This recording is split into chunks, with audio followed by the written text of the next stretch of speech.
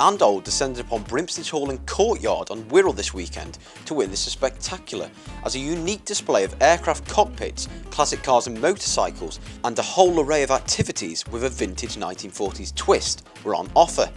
30 of the small independent businesses at Brimstage had rallied together to put on this event to give a gentle reminder to the general members of the public that this historic courtyard can certainly put on a show and appeal to all ages. Brimstage Courtyard is such a beautiful place to visit, and I say we've got so many lovely small independent businesses.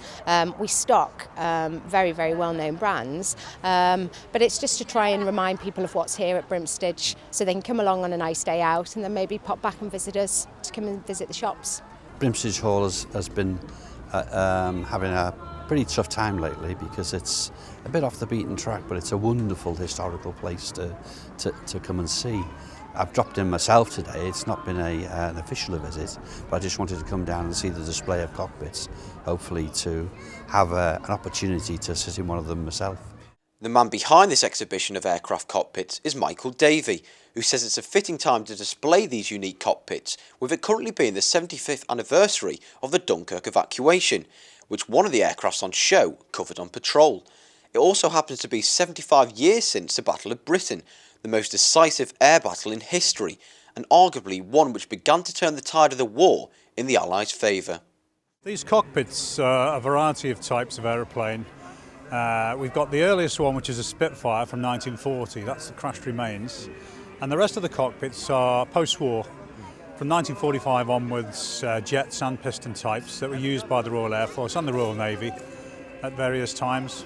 Now there's one over there in particular that's just the remains of one that had actually crashed, isn't there? And it's in the same condition. How did you actually come across that, and how did you keep it in that condition? Well, I actually got the location of that purely by coincidence. My mother lives in Northumberland, and she mentioned there was a Spitfire that crashed in a field opposite the cottage. She lived in the country.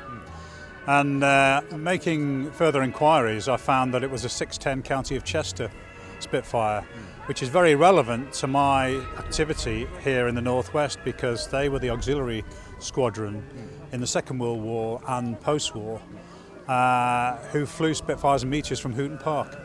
So it was quite a coincidence that I went 200 miles away and found one of their aeroplanes in a field. As well as aircrafts, Brimstage also hosted a classic car and motorcycle display, which attracted a lot of attention.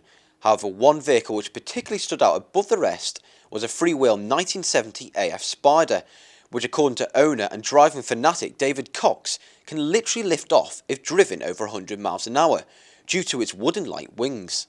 It was made for Colin Crabb, who was the Bernie Eccleston of the 1970s, a contemporary of Lord Hesketh and James Hunt fame. And Ronnie Peterson was Colin Crabb's lead driver, and he's actually test driven this particular vehicle of mine when it was constructed. This car gets more attention wherever I take it than any other car I've ever had.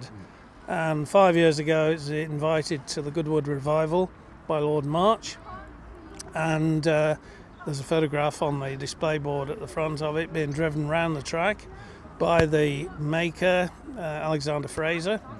And when we returned to the paddock, who should jump in but Rowan Atkinson? And he loved it, and I think he would have purchased it from me. But my wife, to sum up, says that it's staying in the family, and when I succumb, I should bury him in it. So with the day's successful event gaining its much needed attendance, it's fair to say that Brimstage Hall, with its steep history which goes back hundreds of years, can still put on a top flight display. Nath Griffiths, Bay TV Liverpool.